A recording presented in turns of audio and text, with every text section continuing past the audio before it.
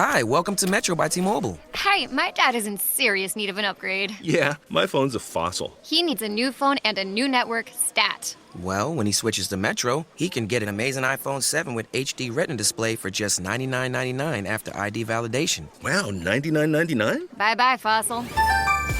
Requires porting of eligible number not currently active on T-Mobile network or active on Metro in past 90 days. With validation of ID. An independent database limit for per account/household. 32 gigabyte model only. See store for details and terms and conditions.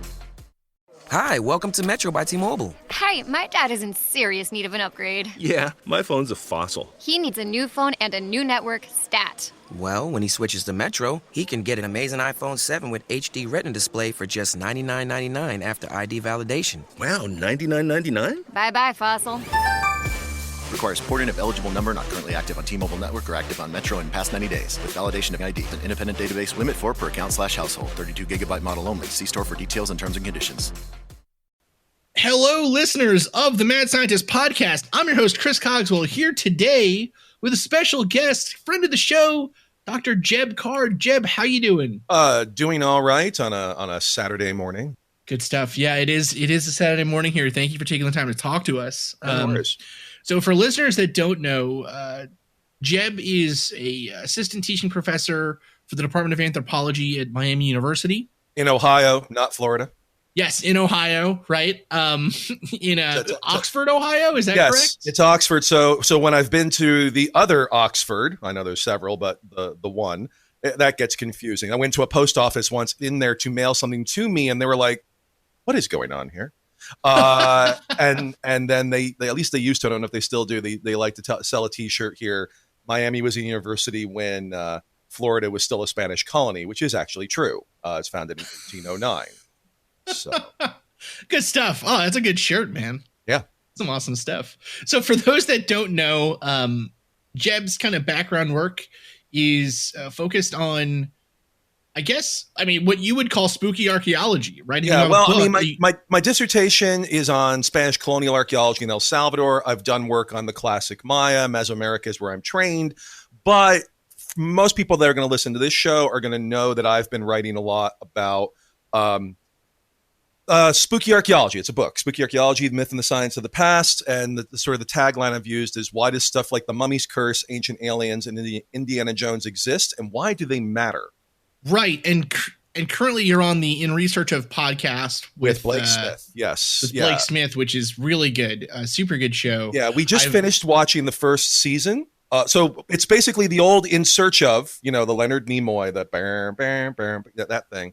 We're rewatching it. So we're not overdubbing, it's not Mystery Science Theater. We're talking about it.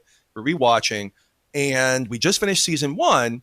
Would you like to guess what the most common subject of the 24 episodes of season 1 is? Ooh, I want to say aliens. There are a couple of aliens. There are 3 episodes that you could call about extraterrestrials, only one of which is UFOs, and they actually don't talk about aliens. There's one about life on Mars, one about SETI, and then there's a couple about ancient aliens. All right. No, it's archaeology. There are 7 episodes about archaeology out of 24, whereas there's 2 about monsters, 1 about UFOs in season 1. It's so interesting. It's a really funny thing. So, listeners, I seriously cannot suggest the book enough. Spooky Archaeology, currently available on paperback. Go get yourself a copy if you like this stuff. It is a wonderful read. I mean, there are very few books in this realm that I don't feel like I need kind of a chaser book for. Do you know what I mean? Like, I need, I'll read a book on, occult practices in America or something, and I'll read a chapter and then I'm like, oh my God, this is it's interesting, but it's so dry that I need like a couple chapters of Harry Potter, to even out my palate, right? Yeah, because sometimes it's hard. You got to get stuff across. Yeah, right. This book, though, is infinitely readable. I absolutely love it. I suggest it to everyone listening. I appreciate that. No problem, man. Seriously, it's such a good book. It's a lot of fun. I did try to make it, it's from an academic press, but I did try to very much make the audience like just people that are interested in this, as well as colleagues who I'm like, you need to know why this stuff matters, why it's not just, it's wrong. A lot of it is factually wrong from a materials perspective, but why this matters is a lot bigger than just aliens built the pyramids or didn't build the pyramids. Right. Well, one of the funny things, so first off, I want to start off by saying too, one thing that I always think is kind of funny with these academic books is the list of sources and information in the back. So like your book, I think, is probably 50% source material, which is great. It's about It's about 1/5. It was about 120,000 words, and about 20,000 is the bibliography. And oh my goodness, there was a discussion about that, and I'm like, no, this needs to be in here. One, because the research was done, but two, because people need to be able to find this stuff, and a lot of this is not in one other place. Well, that's what I was going to say. Even if you don't, and if you get the book, please read it. You know what I mean? But even if just for it's well worth it just for the list of sources, even to go through now and have, hundreds of books on this subject and articles and things to go look at and read. It's a wonderful kind of, almost like you said, a full literature review of these kinds of fields. So first off, though, what made you write the book? What is it that you think? Why do you think spooky archaeology is important for your colleagues and for the public? Yeah, well, because I've come up with the term weird shitology for I think a lot of what the people that listen to this show and other shows like it would be interested in. In fact, like many Gen Xers, I used to watch a lot of In Search of as a kid, like that. So I've been interested in all like the things that this kind of this show covers, UFOs and all that for a long time. And when I was in college, I actually really I had to decide I was going to go to grad school. I'm like, I want to go do my archaeology, or do I actually want to do ethnography, like anthropology of UFO believers and UFO culture? Mm-hmm. And while I didn't go to grad school for that, I've sort of ended up there also. And so that's always been an interest, and it became an academic interest for me about 20 years ago, and when I was in grad school. But around 7-8 years ago, I started really wanting to look at it in relation to archaeology. And if you look at every pop cultural and also every sort of popular, not even just pop cultural like Indiana Jones, but popular as in popular ideas about the past in archaeology, which ones don't involve the supernatural? Which ones don't involve weird shitology? Don't involve ancient aliens, don't involve curses, don't involve mystical artifacts in lost continents. So I kind of wanted to figure out why. And so I started working on this book, and there's a lot of things that happen. I find bits of a lost continent, as we can talk about if we want, if that makes sense. Mm-hmm. But we don't have to. But on top of that, when I started working on it, I began to realize I was actually learning both, one, why do I care about archaeology? And two, why do people generally care about the notion of investigating the past? It started to become clear to me that this was not just about, crystal skulls. It's like, how do people actually experience the past? How do they understand it is a big chunk of the answer to these questions. So it started to become an archaeology theory book. Don't take that the wrong way. It still is about crystal skulls. It still is about Cthulhu. It still is about ancient aliens. But you're going to learn why archaeology exists, like what this practice. It's fascinating. Some of my favorite parts of the book are actually towards the beginning, where you talk about kind of the beginnings of archaeology as a discipline and just how much of it was rooted in these ideas of kind of mystical, like you said, lost continents and lost races. Yeah. And it is hard to find a Maya archaeologist before World War II. There are some, but certainly before World War I, it's almost impossible, that either wasn't a spy or looking for Atlantis or both. Which is crazy to think about, and it is. But when I was reading it, though, or as I was reading it, I was personally struck, as someone who considers themselves to be, fairly well read on topics and things, just how much of my own understanding of the past was pseudo historic. Oh yeah, you know what I mean? Yeah, I was blown away. There was one section in particular that I thought was one I guess not really a chapter, but a quote, I guess, was from chapter 4. And you talk about there's this writing at Knossos, Knossos. Knossos. Yeah, that's the way that I'm trying to say it the right way. I used to say it that way, and then somebody who works in that region corrected me. So I'm constantly. There we go. Well, so now I know it from the expert. Yeah, that's good stuff. What's so fascinating, right? So you're talking about this writing, these ancient cave writings that people today are like, oh my God, it's so fascinating and everything else. But then you actually mentioned that it was causing a similar sensation during the time of the Emperor Nero. Yeah.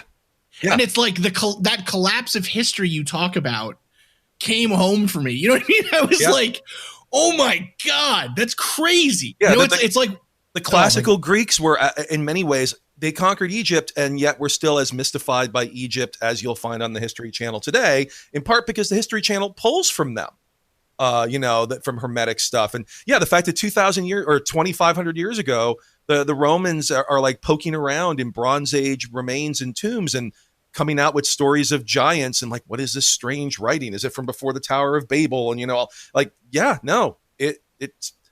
I was surprised by a lot of this too. Like, I loved working on this because it was like, oh, what weird thing that's going to change how I see stuff am I going to learn today?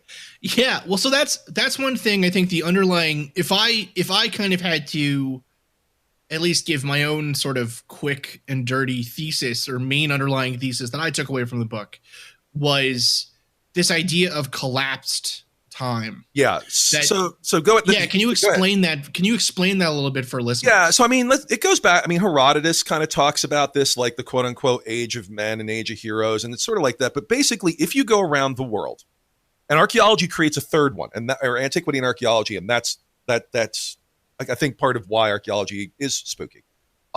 Basically around the world, people see time, and there are some exceptions to this, but it's a generality in two ways.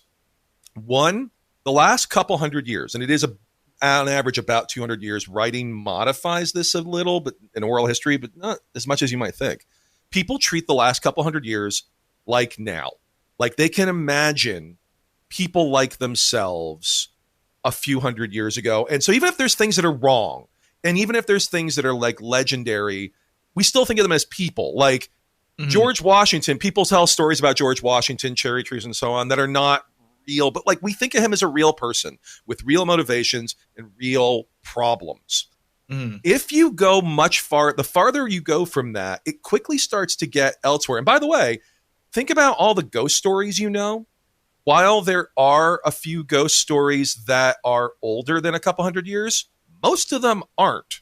And this is part of why, because we think of ghosts differently than we think of other kinds of supernatural entities, because they're more of myth. And that's the rest of it. You have this kind of collapsed like antiquity, where it just means old. So like, oh, the ancient Maya, it's like they're the same time as like Charlemagne and the Anglo-Saxons. We don't talk about ancient Charlemagne, and all these other things. Like it's medieval, but they don't think of it that way because it's got stone buildings and all this. So it looks, it's collapsed. And so everything of antiquity, which is just old, like, is it of people like us? No, it's older than that. Then it's old. Often means that it gets tied in with the mythic and with the supernatural and the bigger. And even secular folks think this way. So, like, example, like dinosaurs. There are people, like I see great paleo artists and all of that, and people like, obviously paleontologists, but most people, when they think of dinosaurs, they think of them in mythic terms. They think of them as monstrous. They think of them as bigger, not just literally bigger, but metaphorically bigger and having meaning. Like, oh, that went the way of the dinosaurs has meaning for us. We don't go, that went the way of those whales that evolved into dolphin, or that went the way of, I don't know, I can't even think of something like an extinct mammal of some kind, that went the way of the glyptodon. You're like, wait, I'm sorry, what's that? They are considered big and mythic, and the Big Bang, don't tell me that, I'm not saying that there's not science behind the Big Bang. Do not tell me people don't think of it in a quasi-religious sense, like in a mythic. Myth doesn't mean, unlike Mythbusters, myth doesn't mean in this sense untrue. Like it's an untruth. Is it a story? Is it a notion that explains how the world is and is bigger than normal humans? So when those Romans were knocking around on Knossos and other places, they would find stuff of the Bronze Age. They honestly imagined Bronze Age warriors like Achilles and whatnot were substantially bigger and more badass and awesome and all these things, not just that they were men like them or women like them. but who did things like they thought of them as bigger and bolder and literally larger. Mm-hmm. Archaeology as a scientific profession, its job is to extend the one time into the other. It's to extend human time into antiquity and make it human, make it scientific, make it, like now. And that's where the tension lies. And this is not just archaeology, paleontology, generally the whole geology, the whole thing of modernity with deep time. All of these have that. But archaeology, because it's about people, gets it the most. And it creates this kind of boundary, this sort of dawn of history thing, where if you look at a lot of what gets called alternative archaeology, a lot of it sits and is fascinated with right there. And in fact, what's fascinating, there's recently a YouTube video that has been kind of floating around. I'm not going to say who it is, but they're a well-known person with interest in alternative ideas about the past. And they would not agree with me on the material facts of things. They open up basically saying what I just said, but like mythic time, and therefore we look at myths from that time to understand it. What? Yeah, again, I don't want to say who that is, but it's easy to Sure, find. no, that's fine. But yeah. What I think is interesting with all this is, I mean, so for instance, right? So like, let's take like a well-known Mayan kind of archaeological site, right? So Chichen Itza. Okay. Right? Yep. When was Chichen Itza approximately built? Like what? Like that's a really complicated question because there's a couple of things. And I'm not going to get into the complication. I'm just going to say there's a couple of some of the dating of Chichen has become a real problem. But basically, but not like, oh, it's super old. Like, no, it's actually the end of it. Like, when exactly does it end and how does it end? But yeah, around 700, 600, 700. And then when you think of like the Castillo, like if you think of a Maya pyramid, probably the thing, unless you think of Star Wars, which is at Tikal, that pops in your head, that the radial pyramid looks so nice. The Castillo is around in 900, somewhere in that range, 900. And again, these things take time, not because it takes time to build, because they build in stages. Like they'll build a pyramid and then they'll build a better one on top of it. Like that's right. And that's about 1,000 years ago. Yeah. So, but 1,000 years ago. Right. What I find to be hilarious is that the Roman Colosseum is what, 180? Yeah, it's 1,000 years older than that. It's 1,000 years older. Or almost. That sense of I guess kind of proto history or pre mythic history, like you're saying, it does get squashed. And I honestly.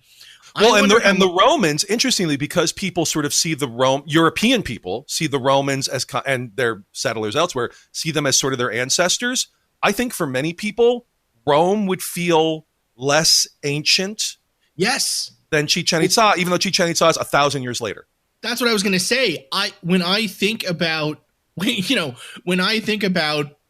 Roman times, I think of them being, advanced. First of all, you think of them as being English in terms of their accents. Well, yeah, right. Well, listen, my mom is from Italy, so I think of them like essentially think of my mom in a toga. Okay, good for you, because no one else does. They all think of them like, oh, well, they're patricians. They must sound like this. No, yeah, no. I'm thinking of two hairy dudes yelling at each other about garlic. Mm-hmm. As is my upbringing. How much amazing would it be if there was a like dramatic history story, like a series about Rome, but they went that way? Well, that'd be so great, right? Yeah, I know. Seriously, it'd be hilarious. Two guys yelling about a parking space for their their chariots or whatever on the street. But no, it's always British and Shakespeare and all of that for the Romans, because they're civilized. I still think the best one, and this one does have this too, is I, Claudius. Did you ever see that when it? No, I didn't actually. No. Oh my God, I, Claudius is so good, dude. You have to check it out. Yeah. My mom is listening to this show as it's going out on the air, and she's shaking her head like, yeah, that's right. I taught my son well. I, Claudius was a great show. The thing with the idea of that kind of collapse of history, I wonder how much of that isn't from just the fact that, like, when I was a kid and I was interested in archaeology, the books that I read, even the books that I would get out from the library on archaeology or on like ancient Maya or even Rome or whatever, they seem to have come from pseudo archaeologists. You know what I mean? Like I'm trying to think. I think the first book I read on archaeology, and maybe this is just because I was a weird kid, but one of the first books on archaeology I picked up as a kid being interested in this stuff was like a Von Daniken. Do you know what I mean? No, and there is, so one of the things I talk about at the end of Spooky is how there used to be more impetus and more practice, I would say, of people putting out archaeologists putting out books for a larger public. And I think there's a couple of things going on there. First of all, I'll just straight up say it. I'm presuming you grew up in America, like as in the United States. Yeah. Yeah. Of Okay. course, yeah. Well, I mean, one of the problems there is that when you're talking about archaeology here, there's an inherent colonialism. And so there's a lot less interest here than, say, in Europe to talk about archaeology, because there's this, well, that's not us. So first of all, there's never been in the U.S. as much of a popular archaeology. It's been there, but there's been nowhere near as much as of a popular archaeology literature and outreach as there has been elsewhere, because we keep, basically one of the things we're just going to have to, I have a couple of drinking words. Theosophy is one, Victorian is one, and the phrase crazy white people should be one. And that's part of the issue here with specifically the US. I would say there's more issues though. One is I would argue that with the professionalization of archaeology, particularly with the tenure university system, that disincentivized speaking to the public. I mean, there's always been lip service, and there are some venues out there. I mean, for example, there's the press, and I have no relationship. I've never published anything with them. I'd love to. Thames and Hudson, which actually does put out like really good, low cost, really pretty books on archaeology. But yeah, you're right. For a lot of the time, because people are not incentivized, if they're academic archaeologists, to write about things for a popular audience, as you found. Top archaeologists used to do that more than they do now. And there are people that do. I'm looking at, on my shelf, Eric Klein's Three Stones Make a Wall. I'm looking at Brian Fagan's Eyewitness to Discovery. There are archaeologists that do that, but I would say it is disincentivized. And where that has happened, others have stepped in, alternative archaeology. It's not entirely their fault, though. So let me give you an example. You know Time Team, right? Sure. Yeah. The UK show, giant hit in the UK, right? How many seasons made those archaeologists famous? They tried to do Time Team in the US, and they got 2 half seasons on PBS. And they did a fine job of it. They did nothing wrong. That colonial aspect, I think, has something to do with it, which is why, it's America that basically has created, not initially, but has sort of popularized, although you could argue Lovecraft did it, Ancient Aliens. Right. And that's part of, I think, we have a similar, this show, we talk about it, the similar challenges in the kind of, chemistry, physics, materials realms, right? And I know biology has the same challenges too, where, popular notions of biology or especially with medicine. Yeah, it's the the pop cultural view of these sciences ends up coming through a couple of couple of mouthpieces. Yeah. And frankly, in the sciences, we've probably had better, or at least in let's say physics, astronomy has always had kind of good mouthpieces for themselves. Yeah. I'm not sure that the other, they've had better ones. I'm not sure that the other sciences, I don't know if I can name off the top of my head. Chemistry doesn't really have the same kind of public relations nightmare that, fields like, let's say, archaeology does with Ancient Aliens. But, I can't think off the top of my head of an archaeologist that I could name that isn't just some guy. They're not even archaeologists. They're just people on TV. Yeah. So, in terms of mass media, we've not had the luck of having a Sagan or, and there are a couple of others there. But there have been in the past. There have been a number, some of them who were good media and maybe weren't great people, and I don't want to get into the history of that. But there have been some that actually have been good at media. Right now, it's not as much. And I will tell you, I do occasionally talk to media producers, and they want something, and I'm talking right now. I don't want to get into that. But there's already a pattern there, and that pattern's been long set by things like Ancient Aliens, frankly. Yeah, we've had similar conversations with some production teams that were interested in maybe doing a science show or something, and what always ends up coming up is, well, what's worked in the past? And it's like, well, no, what's worked in the past have come up with terrible, non-scientifically valid shows. Were you the one who was talking? I was listening, and I think it might have been you. There was something that you said that I really liked about like street teams and disaffected guys online talking about some of the UFO stuff. But did you talk about the whole streaming business and like people getting snapped up? Was that you?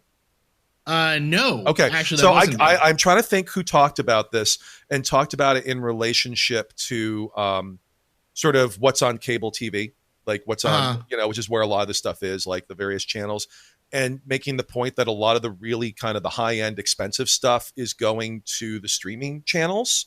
Sure. Which kind of makes, basic cable really started, again, as a co-host of, in research of, one of the reasons we're watching In Search of again is it's the beginning of paranormal television. Like it really is the beginning. I mean, there's a few things before it, but everything kind of comes from it. And so we're watching the development of this thing. And the period that really changes stuff, in my opinion, is the 90s, when you have the Learning Channel and the History Channel and all these other things start to kind of dip into that well on a persistent basis. And now that's what a lot of them, it's all they do. And I heard an argument, I really wish I can remember who this was, making the argument that with the streaming channels sort of, spending triple or nine figure to make deals with people like J.J. Abrams and all these other folks, that's leaving basically just tabloids for like the basic places. Interesting. Yeah. So it's exacerbating the problem, which is why you have channels that don't have the word paranormal in their name, but everything they show is paranormal. Right. Yeah. The History Channel being probably the worst example of that. Well, I mean, honestly, there's others like Travel and others that like you go look at their schedule. That's true. That's all they've got. That's true, actually. I don't even consider Travel to be, it's funny. I think because I didn't have the Travel Channel growing up, I don't consider it to be like a part of like the basic cable package thing. Yeah. But I didn't have it either, but yeah. Right. It's funny. The channel that I always want actually is the Smithsonian Channel, because they actually do play things that are kind of archaeological, at least more archaeological, right? Yeah. But yeah, it's so fascinating. I mean, I think, do you think that there is a issue with, another part of this argument that you've made, and you've mentioned it a couple of times here now, is this idea of the colonialization or the that uncomfortableness, I think, that comes from the idea, or not, I don't really know if it's uncomfortableness, but people, a lot of this stuff, a lot of these pieces, and you talk about this in your book as well to some extent, a lot of these pieces of history, a lot of these pieces that we're looking at come from, frankly, are stolen. Oh yeah. From ancient sites or from ancient peoples, or are, and so there's this gamut between kind of, let's say like a mummy, right? Where, the items inside of a mummy's chamber, or the kind of burial chamber, whatever you'd call it, where they come over and then, we show them in a way that's not accurate, and all this stuff, and it's played up to be spooky and ghostly and all that other junk, to now in the modern day. And I mean, this happened back then too, but in the modern day now, I'm just thinking, major channels or, basic cable channels, let's say, some of which we've already mentioned, promoting, kind of false claims about the bodies, the literal remains. Well, and I'll say this: as much as I just said, there are some not good things on basic cable and all of that. Those channels are still not as bad as what you can find online. Absolutely, it's not getting better online because, as you know, if we put everything in the hands of people on Twitter and YouTube, it'll be just fine. Nothing bad will happen at all in the slightest sense. That's the lesson we've learned in the last few years, and all of that's a lie. So, for example, there is an online streaming service that will not go named, but if I describe it, you'll know exactly who it is. That wants to make itself, in essence, the Netflix of the paranormal, where they have tons of paranormal stuff. And they opened up with an investigation, and they continue to promote this. I listened to a podcast recently where somebody involved at this channel or this business was talking about it, where human remains, and they say, no, it's not this, and they have reptiles. Like, yeah, okay. Everyone who's actually looked at this, who's not involved with trying to sell it as aliens or weirdness, has said those are Peruvian mummy bundles where they've been modified, the hands and feet have been modified, and they've slapped plaster or clay or something on it to make them look like aliens. And it is involved with looters. It is involved with a UFO religious group. And they've been wildly promoting it and other things like it. So yeah, no, absolutely. People will, literally indigenous people, and sometimes not even necessarily indigenous. They may or may not be the Atacama Mummy. Did you see this? The one's about a foot long. Yeah, that's not even ancient. No, it's about 60 years old. It's like, hey, I went grave digging. I found an alleged alien. It's actually just someone's, it's basically a fetal child that was buried in a graveyard in, I believe, Peru. And on top, or maybe it's Atacama, so maybe it's a little farther south. And on top of all that, then a person who's heavily associated with consciousness and UFO research, who very much fits into your Bigelow series, said, it had all these genetic anomalies. It's not an alien, it had all these genetic anomalies. And even that paper got critiqued. It's like, actually, this is all bad. This is all bad. It's a huge, I don't understand how it's not a bigger scandal. Do you know what I mean? Like, I do. I absolutely do. If it's about weird okay. Again, the person involved here, I'm not going to name because frankly, they're alive, but this is very much out there. There was a major writer about alien abduction, using hypnosis, all these things. This person was not a psychiatrist. They were not a psychologist. They are now retired. They were a professor of history. Yeah. And they were very involved in looking at alien abduction. And there were allegations, some of which were backed up by tapes, of lots of problems, lots and lots of problems, huge problems. And nothing happened with the IRB at that university. They said that this individual was taking oral histories, using hypnosis about aliens and saying, here's why. If that had been a study, in my opinion, if that had been a study on childhood trauma and the exact same thing happened, it would have been a scandal. But because it's about little gray men and reptile hybrids and invasions, I think people were just like, yeah, don't touch that.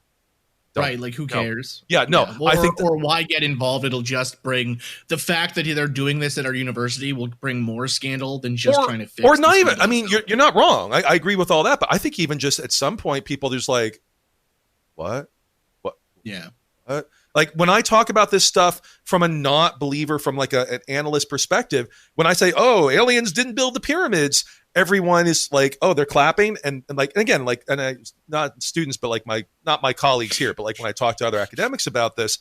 And then when I'm like, so now I'm going to tell you about Skinwalker Ranch. Now I'm going to tell you about the Dogman. Now I'm going to tell you about the Paranormal Unified Field Theory. At some point, they're like, yeah, I don't know. And again, not from literally just from a cultural analysis perspective that I'm not promoting. I'm just, and they're like, this is too, no, I can't deal with this. This is outside my world. It makes me wonder, because honestly, I think that there is a lot. They can handle Aztec human sacrifice, but they can't handle that. Right. If only there was more bloodletting, Jeb. Yeah. One of those aspects there that is kind of funny is this challenge of making this serious enough. And I think that's partly what you're kind of getting at there. Well, because I think people don't want it to be. Like they will like, they believe in this. It's like, yeah, and this has no relationship at all to the fact that conspiracy culture has taken over our political rhetoric. Right. No relationship in the slightest. It's a huge part of American, kind of the history of American thinking. Yeah. And it's going to be the central, just like the hippie movement was kind of the scoffed at social movement in the 50s and 60s. And then nowadays is considered a serious kind of, Joe Rogan is our Abby Hoffman. Exactly. Yes, it's a crazy thing, but conspiracy is kind of our counterculture. It is our countercultural movement. Absolutely And so is. And there are historical examples. Feel free to name them in your head when conspiracy and anti-modern counterculture takes power, and it always goes very well in the 1930s in Central Europe. It always goes great. Yeah. Oh my God. That's the thing that is so frustrating is there are these clear historical parallels. There are these clear, these, and again, not even by getting history. into By history, you mean that the aliens helped the ancient Maya build pyramids, right? That's what I mean. Yeah. The aliens are coming back. I mean, this is the problem. No, and I've been on other shows. There was one we did on Monster Talk, a 2-parter, pretty epic, with Blake and Jerry Drake on the Shaver Mysteries, which is in essence the proto-history of UFOs. It's like, in essence, where flying saucers come from. And we talked about in the second half how, we would have maybe years ago had the intention of, let's, have fun with this. And it's like, he's talking about this and it's weird, it's goofy. And we're like, yeah, and we saw where this went, and it's not funny. It's not funny at all. No, it stops. I think it's the part of this that people ignore or don't look at. What they don't see on shows like Ancient Aliens or on these other kind of, whatever, are the people who are, just look at any of these, every holiday since the kind of QAnon conspiracy became a thing has been a terrifying look at human human relationships on Twitter, because people are saying, well, I'm all alone this year, or my wife wants to divorce me, or, I saw that husband. thread recently. Yeah. That kind of stuff, like it is doing real damage to people. Well, and on the individual level, it absolutely is. And then at the cultural level, the buy into, everybody makes the joke, we live in a society, that meme. Right. Well, the whole point of that, frankly, I would argue the whole point of that joke is that there is a massive ideology that basically is like, yeah, we don't, and I'm going to try to break it as hard as I can. And that's what this stuff is doing. It's such a weird world we live in right now. Oh, I know. I mean, just, it's people, like, I do keep up with the news in ways, but people keep like, oh, did you see the thing? I'm like, no, I'm not. Yeah. And then God forbid I try to tell them what I know is going on. And they're like, please don't, I can't, I need to finish my work today. I can't. Right. Well, I can't get the bottle. No one in my office has a bottle on the desk. I'm speaking metaphorically, but it feels like that. I feels like that sometimes. I will say I had a moment like that earlier this year. Do you remember the bug apocalypse article in the New York Times? Do you remember that one? I hope it wins a Pulitzer. There was this article about the collapse of insect populations. Oh, sure. Okay. And, I had always thought that, we may go extinct, which is bad enough, but like the earth will be fine without us in a few million years. And this article is like, vast majority of insects populations are endangered. And I read this and I was just like, I know it's early, but I'm going to the cabinet now because. Right. Yeah. It's going to, holy crap. The world will not be okay. We're ruining. Like that was a horrifying read. And it just seems like, is there a day where we don't have that feeling right now? And part of it is this, I just retweeted an article talking about all the women who are testifying in these hearings and other hearings, and how the idea of speaking truth to power doesn't exist anymore. It's speaking truth to nonsense. It's speaking truth to a power that just isn't simply is not going to listen anymore. Like, and that's, I think conspiracy culture is part of that, because it's literally the entire point of conspiracy culture is, I'm not going to believe what you say because you're in on it, or the people you listen to are in on it because you're sheeple. And that's so corrosive. Corruption is corrosive, and that is corrosive. And luckily, neither of those is rampant right now. Choose Empire and get free or low-cost benefits for the whole family. Pay little to nothing from baby's first checkup to filling your prescriptions, all the way to yearly dental exams. Trust Empire Health Plans for your family. Click or tap the banner to learn more. To learn more about applying for health insurance, including Medicaid, Child Health Plus, Essential Plan, and Qualified Health Plans through New York State of Health, the official health plan marketplace, visit www.nystateofhealth.ny.gov or call 1-855-355-5777. Hey, I'm Andy. If you don't know me, it's probably because I'm not famous. But I did start a men's grooming company called Harry's. The idea for Harry's came out of a frustrating experience I had buying razor blades. Most brands were overpriced, overdesigned, and out of touch. At Harry's, our approach is simple. Here's our secret. We make sharp, durable blades and sell them at honest prices for as low as $2 each. We care about quality so much that we do some crazy things, like buy a world-class German blade factory. Obsessing over every detail means we're confident in offering a 100% quality guarantee. Millions of guys have already made the switch to Harry's, so thank you if you're one of them. And if you're not, we hope you give us a try with this special offer. Get a Harry starter set with a 5-blade razor, weighted handle, shave gel, and a travel cover, all for just $3 plus free shipping. Just go to harrys.com and enter 5000 at checkout. That's harrys.com, code 5000. Enjoy. One of the sections of the book that you talk about a lot that I thought was some of my favorite parts of the book were about these lost continents. Mm-hmm. And it actually brought to mind this an argument or a discussion not really an argument, but a discussion I had on Twitter actually not that long ago. Like this continued yesterday even. This idea of UFOs and these kind of, again, I would almost argue that UFOs are a form of lost civilization today. It's not in the same way, but, we think of this, a lot of the mythology has shifted from, okay, well, Atlantis wasn't a thing or whatever, but now people are saying, well, there is an underground base of aliens someplace. Oh yeah, the Antarctica, because luckily no one who was a racist who lived in Providence in the 1930s brought up the idea that there was an ancient alien civilization buried under Antarctica that was our gods, monsters, and demons, which if you're not following, turns out, and again, I write about this in the book. Please go read Jason Colavito's blog. Just don't read the comments because they're a bit of a mess. They're always a mess. He has done I can't think of anyone who's done more work to on a daily basis confront alternative archaeology and related things like ufology, conspiracy stuff. But he very much made a lot of the initial ties of showing direct links between alternative archaeology ideas and the fiction of Lovecraft. Right. So that's what I'm referring to. Okay. Yeah.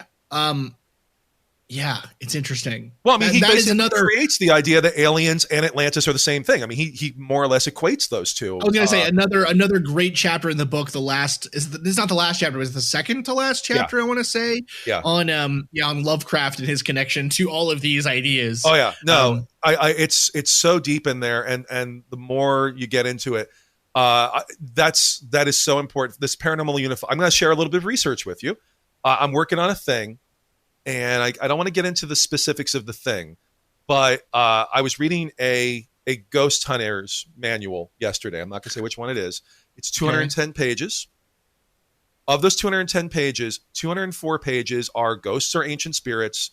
Ghosts are, the usual, just like what you'd expect from like ghost hunters, Sure. And then there's a 6-page piece on portal hauntings, portals. And in those 6 pages, there's archaeology, there's ley lines, there's Indian burial grounds, there's Mothman, there's UFOs, and there's demons. None of that shows up in the rest of the book. That is that Lovecraftian sort of dark landscape where you're like you're saying, and I like how you're putting it, that in essence, aliens are now a lost civilization. They've merged with Atlantis, in essence. Yeah. Well, what's interesting, so for listeners that don't know, Jeb you're now doing work on the paranormal unified field theory. Yeah. Which of course people had talked about something like that before. I just gave it the acronym PUFFed. Yeah. So it's this idea though. And we've talked about it on the show before too. And well, yeah, you've done Skinwalker, which is one of the holy spots of this ideology.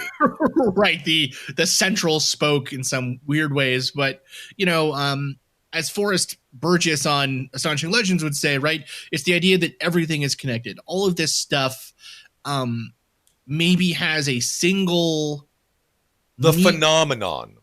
Right. Yeah. It all has a kind of single neat explanation, similar to in physics, the unified field theory. And I will say this. So go ahead. Well, so what I was going to say is what I actually find to be interesting, and this is kind of a funny thing, right? Physics has in some ways been at a dead standstill since we started looking for the unified field theory. I am not a physicist, but I know what you're saying. Right. So for listeners that don't know or don't follow this, there have actually been some kind of popular articles on this right at the moment. The unified field theory in physics would suggest that everything is explicable by a couple of a fundamental kind of equation, the M equation, right? The ultimate equation. Isn't that the anti-life equation in comics? I think it is. Yeah. I hope that's not how it works. But the way that the equation supposedly works is that, okay, well, if everything is reducible to particles, and if all particles are reducible to the four fundamental forces, or the fundamental forces, however many they end up being, has a nice four elemental feel to it. It does. Well, that's what I was gonna say is, it seems like this sort of theory has failed. It is not working for physics at the moment. I can't think of another or a more perfect encapsulation of kind of our cultural thinking being applied to these ideas. We talk on the show a lot about, okay, well, over time our view of the paranormal or the weird has changed, and that change has come about from our understanding of the world, right? So back when we thought theology was a true kind of science, the idea of demons and ghosts and witches and everything else was considered to be a scientific study on its own. And so they thought that there would be rules and they fit these things, whatever. But over time, as our philosophy shifted from more of a kind of metaphysical to a naturalist argument, and we were worried about causation and how the world could be experienced actually in the physical sense, those ideas of kind of a metaphysical, like a demon being as powerful as God, that shifted to, well, no, the demon is just super natural. They are natural. They're still bound by the same physical laws that we're bound by. They're just, faster or stronger or whatever. And they're quantum. Well, right. So over time, though, that it's kind of shrunk what a ghost or a demon or a UFO or whatever could be. This paranormal unified field theory that people are kind of propagating, I don't know if everyone means to, but it seems like it would be an intense. First off, I think it's doomed to failure in almost the same ways that it seems like physics attempts are doomed to failure. I have a thought. I want you to finish your thought, but I am going to disagree. I'm just going to say that. What I was going to say is, I also think that it is going to do things, or it's logically going to. I don't think that many people in these fields would actually be happy with it all fundamentally coming down to one phenomena. I think that just like a lot of, say, people who are operating inside of sciences outside of physics, maybe some of them would profess to be materialists, but when you push them on it, when you actually say, well, really, do you really think all of this reduces down to the operation of just four fundamental forces? I don't know many who would actually die on that hill. And I think the same thing is true for the paranormal world. I'm not sure that. I don't think they've thought this deeply about it in the first place anyway. Well, so I agree. I agree with that. But for me, it's not an actual search for one phenomenon. It is, the puffed is in essence the discarding of a period. It is the discarding of. So you mentioned how Bigfoot and demon, or monsters and demons and wonders started to become constrained. So they weren't just out there. They weren't just like a thing you could study. They had to be an extinct animal. They had to be from outer space. They had to be some kind of quantum energy we can't understand that somehow they had to fit in our science. Right. They had to fit into our scientific paradigm. The puffed is saying no to that. It is the discarding of that. It is the re-enchantment. It is called, they're using the unified field theory thing. Then, and physics is like, we want to reduce it down to this one thing. This is all of your ideas about this are wrong and anything goes. I would say that it is in essence almost the opposite. Yeah, it is almost the opposite. What I would argue is that all of the ologies, which by the way, the first time I wrote that on a PowerPoint slide and it was the -ologies, I realized what I had done. Think about it for a second. And you're like, oh, roll on snare. Yeah, and that was not intentional. But all of the ologies, cryptozoology, parapsychology rather than spiritualism, ufology rather than theosophy, are basically reactions to the social capital of science from the late 19th to the middle and second half of the 20th century. Well, that social capital is declining. So the rise of, in essence, Achillean, and while there are other people, we could go through the names, some of whom are alive, some who are not. Valet, I would say. But Valet, Keel, Pudov has become part of this. There are a few others very much going towards, it's weird. And Keel really is the big one in many respects. It's weird. It's consciousness, but it's not just, there is no boundary there. I don't want to get into it, in part because I'm still working on it, in part because since I am still working on it, I have some ideas that I am sort of holding back. Sure. But I would say that you can look at the sort of strands of the paranormal that have been separate, and they each do a thing in how I'm thinking of the Puffed. They each have a role that creates, the fact that I could look at that book I just mentioned, and as soon as they said portal, the fact that tumbled out for 6 pages, archaeology, ley lines, monsters, demons, the fact that they was all together as soon as you said portal meant something. It is actually kind of an ideology, and I have spelled it out online in terms of its pieces. But yeah, it's not trying to be reductive. It is in essence trying to take the shackles off. Because, for example, think of how many parapsychologists and ufologists and various pufters talk about consciousness being important. So you could argue, so they're reducing it down to consciousness from your analogy from physics. Except then there's also Mothman. Except that there's also in other words, they're like, it's consciousness and also all this other magical stuff. It is in essence the return of magic. Well, in a weird way, it's almost it's almost more accurately described as sort of the reactionary push against naturalist philosophy. Yes. And the thing is that has now become overt. That used to be covert. And this I can say because it's all out there. I recently did one of, I think, 6 essays for the Society for American Archaeology, the Archaeological Record.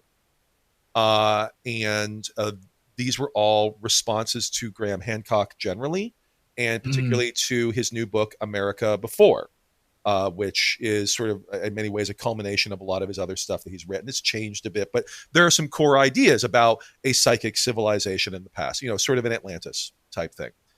And my article basically said, well, he is not a materialist. He is, I use the phrase, a mythographer for a post-science age. He's interested in this. And it's the first time I've ever used puffed in print. And when he responded, he basically said, this is a fairly accurate description. And that's fine. I was being analytical. But you see, there was a book by, I believe it was Jeffrey Kripal and Willie Strieber. I think they called it Supernatural, in which they argue that science is a subset of a larger form of knowledge that's magic. And other people have put, I think Dean Radin put one, and there's a couple of people who have written something very similar in the last few years. Like, this is an emerging thing of, magic. Magic is, science is part of magic, but science is not all. There's consciousness and these other things. And when I sometimes like to think, have you ever heard of the whole, there's high, very philosophical Taoism, but then there's also more alchemical Taoism. Yeah, sure. Kind of like that, where at the high end, you have people talking about consciousness and psi and all these things. And then that trickles down to people looking for goblins in Kentucky via Mothman in West Virginia. Right. I wonder, in or Dogman on Skinwalker Ranch. Anyway, in these other cases, or in these other places where these other time periods where this kind of cyclical, because it's part of a larger cyclical series that occurs, it seems, where well, paranormal stuff has been here before, and I mean, this very much feels like that moment in the 70s when you had Keel, you had Valet, you had Clark and Coleman both being like right. this. Well, that's what I'm almost wondering though too, if it's not part of a larger kind of cultural cycle we go through. There was a paper that came out during Obama's presidency that compared the popularity of different horror movie genres during political seasons. I remember that, and I'm not a huge fan of zeitgeist history, but I remember that, and so that's I wonder if I do wonder though if that is not what's the word? This seems very much so, like you said, a response to the kind of materialism that peaked, let's say, in the 80s and 90s. And I don't mean materialism like, I don't know, Gordon Gekko. No, you mean materialism as explaining scientific. Well, I would say scientific philosophical. I would say philosophical materialism. I would argue there's a couple things here. And this is going to start to get, I don't want to get super political, but there's going to be aspects of just talking about how things work. I would say from a scientific perspective, sort of the height of material, like people trusting material explanations for things, is probably the early 1960s. I would argue that it's probably, say, around 1964. Now, what happens in the 80s and 90s actually is the materialism that you mentioned with Gordon Gekko, where with the first, there's a couple of transformations, but with the collapse of the Soviet Union, the sort of the rise of a neoliberal capitalist world, where you have multinational corporations, where you have, integration with Chinese, in other words, the world of Amazon, the world of massive corporations and all that explodes at that time. You can't divorce that from now a lot of people feeling incredibly disaffected with elites, with elite institutions, with the structures of power. It's no shock that people think society is rigged and maybe there's conspiracies at a time of dramatically increased income inequality. Those are clearly related. Like, why are you going to believe that anybody can do anything in a world that creates far more billionaires than it creates middle class? Right, where clearly that appears to not be the case. Yeah, that feeds into it. It really does. Well, and so that's, I think, kind of part of where I was getting was, I wonder if there are lessons in those earlier cycles like this, where, like you said, you have a period where science appears to be, with the dropping of the atomic bomb and with nuclear energy and with all these other things, it appears that science has won out, that science is going to be able to, make the world in its image. And then people realize that kind of materialism and its philosophical implications towards religion and ethics and morals and spiritualism and whatever, leave them feeling hollow in some ways. I don't think it's the science, though. I don't think it's the science. No, I don't think so either. Yeah, I think science gets lumped in with larger structures of power. Yeah, which scientists don't think about. They think that they're speaking truth to power, when in reality, they're part of the structure. They may not be making the decisions, but they are part of the structure. Yes. Well, so that's what I'm wondering then is that, so we have this period where people then feel like they've been, that they're not getting the kind of fulfillment, or the promises made aren't kept. And so then they react. And so now we're pushing back against this, let's say, scientism, right? Not necessarily science, but this kind of myth of science will give us the answers. This myth that the elites know what they're doing. Yes. Right. But in some funny ways then, though, we have kind of as that idea dies, we almost have kind of the flickers, the embers relighting in small cases, right? I mean, I would argue that the To the Stars Academy thing is a dying appeal to power, right? It's these authorities are telling us the truth. Well, so that's a very interesting point, because UFOs. So I wrote an article in or a chapter in 2016 in a book I edited, Lost City Found Pyramid. I edited this with David Anderson, and mine was on steampunk inquiry, where I make the argument that all of these ologies, like cryptozoology, like parapsychology, you can often see them emerging out of the moment when you begin to have the tension of professionalism. So like cryptozoology kind of emerges out of the transformations, because it's, there's science and all this, but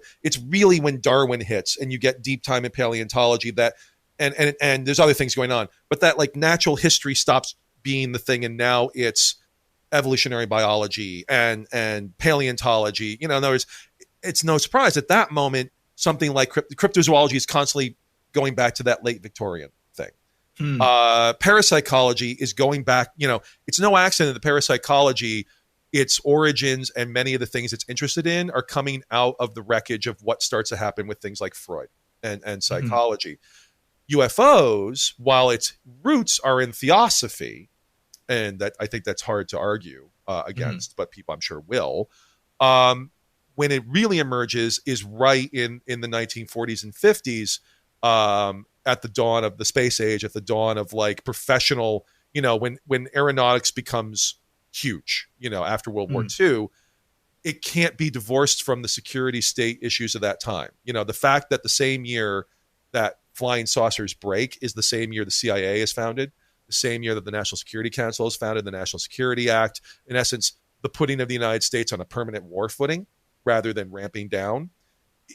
UFOs, if you're using that term, are inextricable from, and they fetishize notions of government power and military. So they still don't believe in authorities in various places, but it can't be distinguished from that. And when you get something like the Puffed, it is. So this has been one of the surprises for me. This has been one of the weird things for me.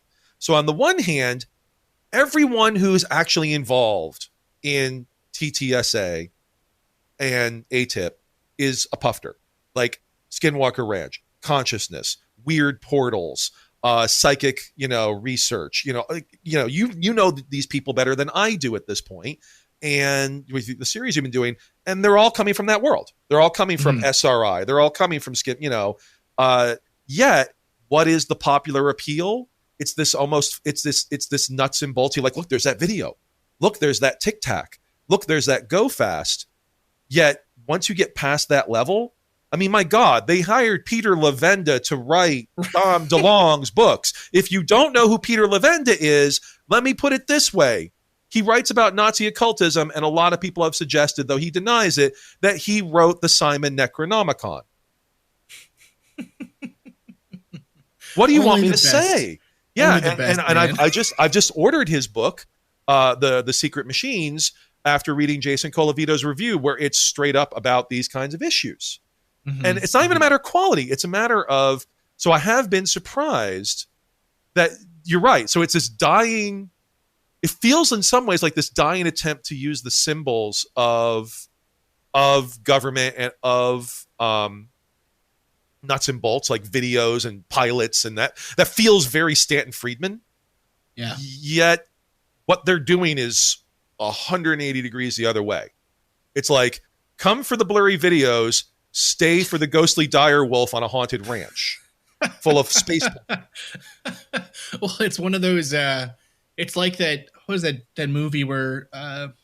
So spoilers, listeners. That movie Marley and Me, right, where they kind of did the head fake, where all the commercials were about this. It looked like this like Christmas heartfelt movie about a nice dog that brings his family together, and then the movie's like, hey, the dog gets killed, and everyone left the theater freaking out. It feels like that kind of head fake.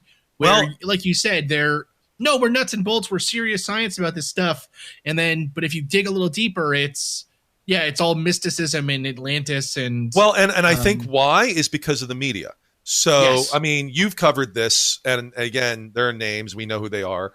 TTSA lives and dies on coverage, frankly, by certain people in the New York Times. Like, let's just say that.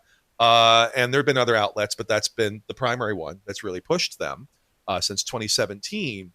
I think you have to have that. Like Bigfoot still has to be an ape man for the media to care. It can't be a leftover ascended master from Lemuria. It can't be a transdimensional portal hopping, whatever, because the media is going to be like, just like we were talking about earlier with academics, like he's going to be like, wait, what? So UFOs for media still have to be that. They still have to be things from outer space that fly in the sky for it to go in media. When you go to social media, when you go to YouTube, people mix it up. When they're actually doing it in their books, people mix it up. But that there has to be that core thing. Ancient Aliens still has to be aliens came and built the pyramids and spaceships. Even though if you watch Ancient Aliens, it's about portals, it's about extra dimensionals, it's about Nephilim, it's about, lost. It's theosophy mixed with other weirdness. But no, it's a mess. It's a real mess. Maybe that's the best way to close this out here, Jeb. Yeah. I love talking to you, man. Seriously, you're I cannot wait for the next book. Yeah, there's no deal at the moment. I'm just doing work. And actually what I'm working on right now is an article. The way I write is I start some of my ideas and I start putting them into an article or a chapter.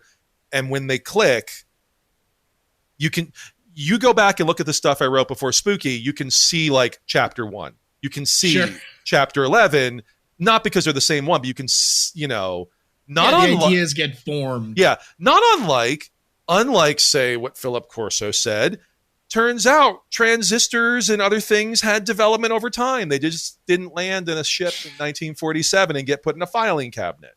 But I don't digress. I think I just gressed. So yeah, it's good stuff. No, it fits in perfectly, man. Listeners, please go check out In Research Of, the new podcast by Jeb Card and Blake Smith.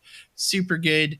Check out and buy Spooky Archeology. Available on Amazon. It is a very good read, especially if you're interested in this stuff. I honestly can't think of a better primer on these subjects, from this perspective. Seriously, go check it out. Take a read. And Jeb, thanks so much for coming on, man. We'd love to have you come back anytime. Yeah, thank you for having me, and I'd be happy to do so. Sweet. All right. Thank you, listeners, for listening to the Mad Scientist Podcast. We'll be back next week with another episode. Thank you again, dear listeners, for listening to the Mad Scientist Podcast. I have been your host, Chris Cogswell, joined by my co-host, Marie Mayhew. If you'd like to contact the show, please send us an email at themadscientistpodcast@gmail.com. That's all one word. You can also follow us on Twitter at Mad Scientist Pod or at Team Giant Squid for Marie. And of course, you can see us on Facebook, on Instagram, and all over the internet as the Mad Scientist Podcast. And again, our logo is the one with the pumpkin head, so it's easy to see. If you've enjoyed the show tonight, please consider supporting us on Patreon, where the money that you give to us will help us to promote this show further, to make it better, and just to spend more time making it. Yes, we love doing that. We do love doing that. Our logo was designed by Carrie Shaheen. Our web design is done by Desdemona Howard. Woohoo! And our sound design is done by Jake Cardinal. Thanks again for listening. Thank you. This has been a Damn It Chippy production. Hi, welcome to Metro by T-Mobile. Hi, my dad is in serious need of an upgrade. Yeah, my phone's a fossil. He needs a new phone and a new network stat. Well, when he switches to Metro, he can get an amazing iPhone 7 with HD Retina display for just $99.99 after ID validation. Wow, $99.99? Bye-bye, Fossil.